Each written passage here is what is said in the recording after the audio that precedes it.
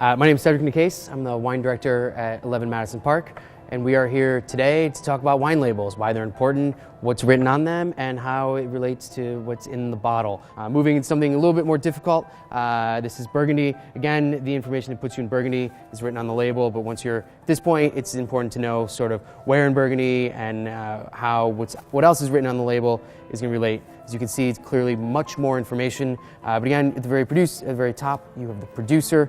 Then underneath, you have the village that you're in, sort of Pouligny-Montrachet, in some ways can relate to Knights Valley, Pouligny-Montrachet, a village within Burgundy. Underneath it, a vineyard name, Le Perrier, also kind of localizes you and brings you into a more specific area. And then above all that, you have Premier Cru, sort of designation of quality, and then vintage, 2013. Like I said, most wines have a vintage. So here you go from being in France and Burgundy right down to a very small single vineyard within a small village in Burgundy, getting more and more specific as you go. Moving into what some would say is the most confusing wine label, which is German Riesling. Here, lots of important information, but starting at the very basics, again, the producer, in this case we use the abbreviation J.J. Prum, vintage 2007, and then you get into the village and the vineyard. In this case, anytime in a German label and you see a word ending in ER, it's their way of signifying where it's from, the village. So Bernkastel is the village, and then you see ER, so Bernkasseler means from Bernkastel. And then the vineyard, Bad Stube, is essentially the single vineyard in Bernkastel. And then in German Riesling, especially if you're not 100% sure what you're getting, the level of sweetness is indicated here. So Spätlese is the level of sweetness.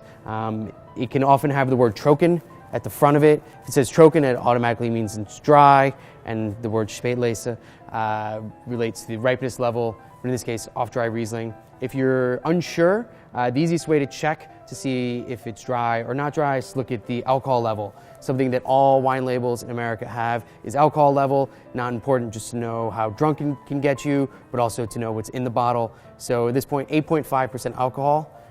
Basically anything under 12 is going to indicate some sort of sweetness in the wine, and the lower the alcohol, the higher the sweetness. So 8.5% alcohol would generally equate to a somewhat sweet wine to drink.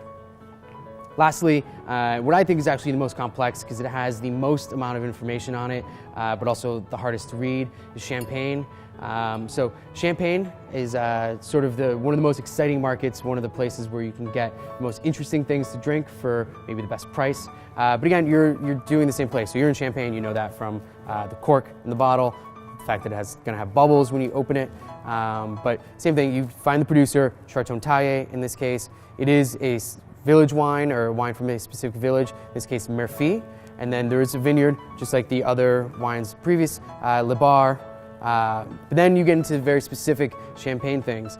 Champagne can have a variety of dryness levels, going from extra brut or brut zero or brut nature, all signifying very, very, very dry, high acid champagnes, all the way to sec. In this case, and it's what's tricky about Champagne, sec Champagne is not dry, even though the word sec means dry in French.